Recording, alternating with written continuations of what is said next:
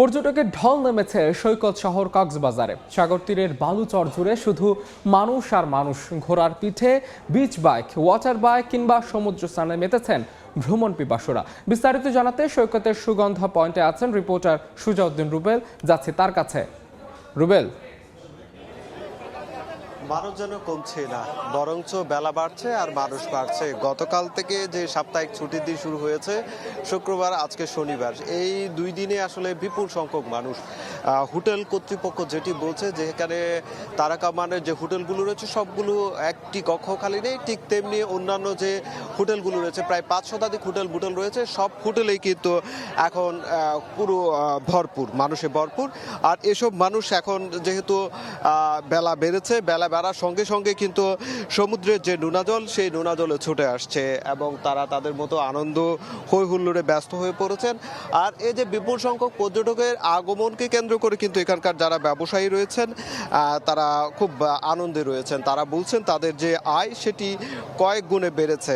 আমরা chamber of কমার্সের সঙ্গে কথা বলেছিলাম, তারা এই সংস্থাটির যারা নেতৃবৃন্দ রয়েছে তারা বলছেন পর্যটনের সব খাতে যেহেতু প্রতিদিনই লাখের উপর পর্যটক আসছে, সেক্ষেত্রে শত কোটি টাকার উপরে ব্যবসা হচ্ছে, সেই বিষয়টি বলছে।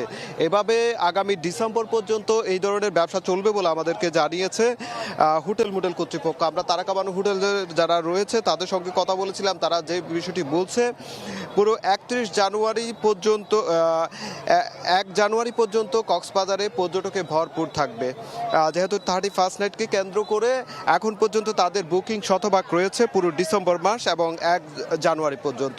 সেই হিসাবে কক্সবাজারে এখন যেভাবে পর্যটকের আগমন, সেই আগমনটি আগামী প্রায় 10 দিন পর্যন্ত কক্সবাজারে ভরপুর থাকবে।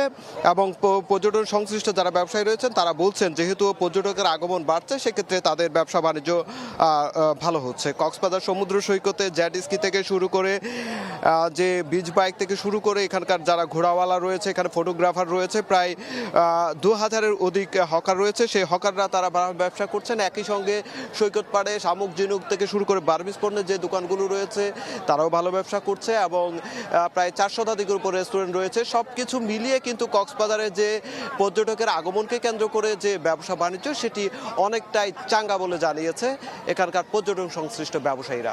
তো এই ছিল আমার কাছে সৈকত থেকে সবচেয়ে। সরাসরি যুক্ত ছিলাম কক্সবাজার সমুদ্র সৈকতে।